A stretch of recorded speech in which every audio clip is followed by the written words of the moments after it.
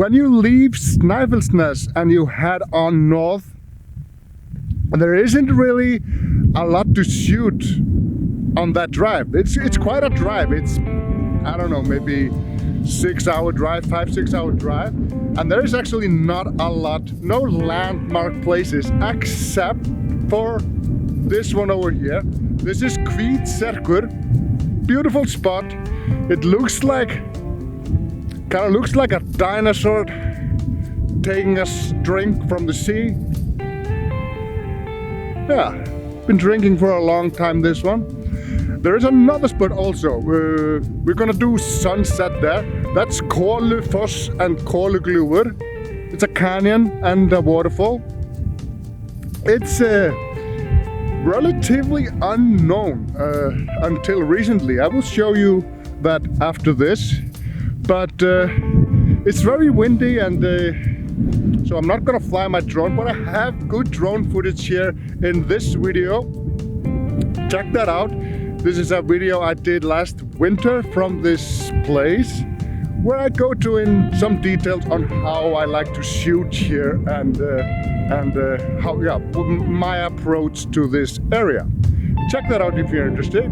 So now we are here at Aldeyjarfoss. This is the third day, third sunset, which kind of didn't quite became a sunset, but it is an hour and a half actually until sunset. Anything can happen. I'm modestly optimistic though. But this is a beautiful waterfall. This is called Godafoss. Look at that. Right now at sunset, we are the only people here. Our group is here, the only people here shooting from the bridge.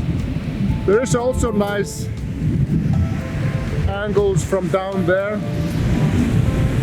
I'll link to a video I made here at the same time I did the Hvítserkur video I linked to before.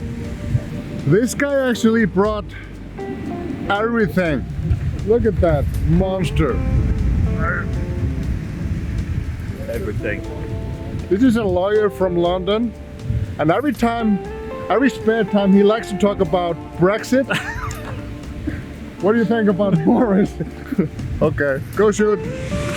Here we have Edwin. He's enjoying his last day of drone freedom. Did you hear that Canada just outlawed all drones? Yep. Canada, you suck. Yep. Oh, and one thing. Some of the participants were asking if they could do some artsy nude photos, and if you were up for it. No? Yeah, to teach okay, them. let's do it. Yeah, no, you have to take your, well, not everything, but you know, at least, you know, you can keep your socks on. Are you sure it's their idea or not? Shit, this is nice. Wait, I'm gonna. Let's look at what Edwin's doing. So I'm gonna do a manual, since I have a. I'm gonna make it like blurry. So probably 1/2 of a second, and then auto bracket your shots. There we go. Let's check if it's silky smooth. This is why he gets paid the big bucks. What?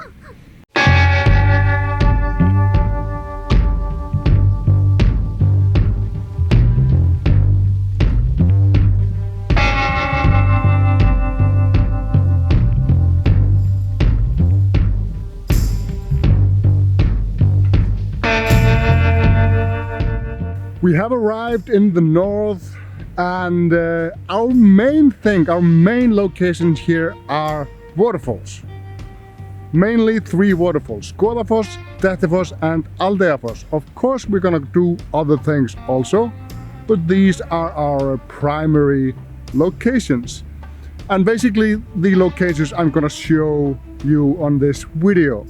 There are many others like Hverir and Dimmuborgir and more locations. I'm not gonna cover that in this video, but there is quite a lot to do here in the north. So first, let's take a look at Dettifoss.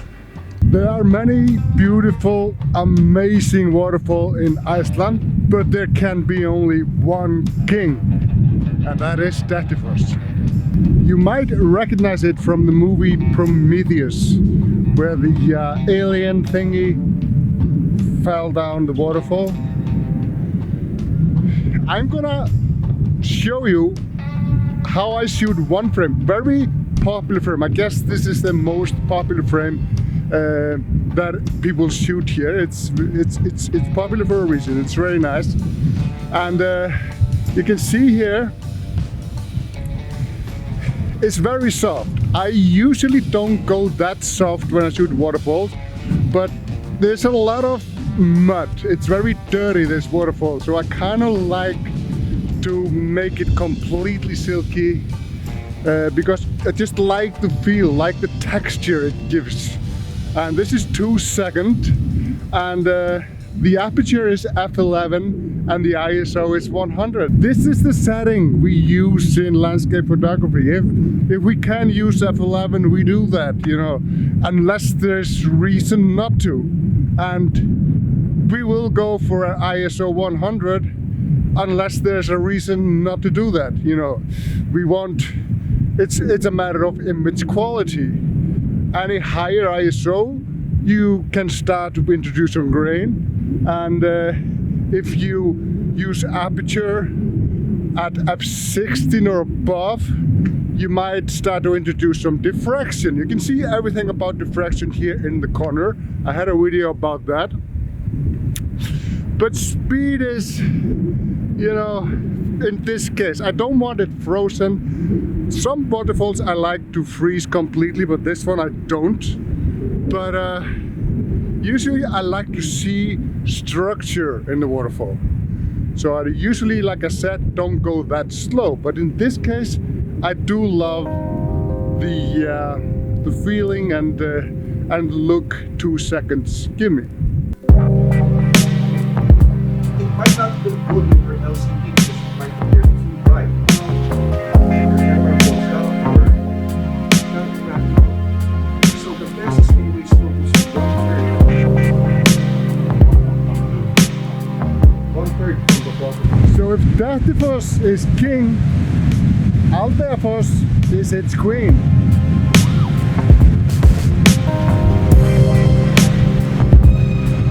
I did talk a little bit about settings when we were at Dettifoss, what settings I did shoot the waterfall. I shot that at 2 seconds, which is unusual for me. I don't usually go that long. I try to be like a quarter of a second or 1/10 of a second if it's not completely, if I don't freeze the motion completely. I like usually to go like somewhere in between. I don't like it completely frozen usually, but I do want to see structure. So how fast is that? I don't know. It depends on the waterfall. There is no right number for it. And I just did a few tests here at both at Dettifoss yesterday and now Aldeyjarfoss, and I found out I liked Dettifoss at 2 seconds. And after a few tests, I found that I did like Aldeyjarfoss at 1 second in this condition. So here you can see it where I freeze the motion completely. And here it is how I like it with 1 second shutter speed.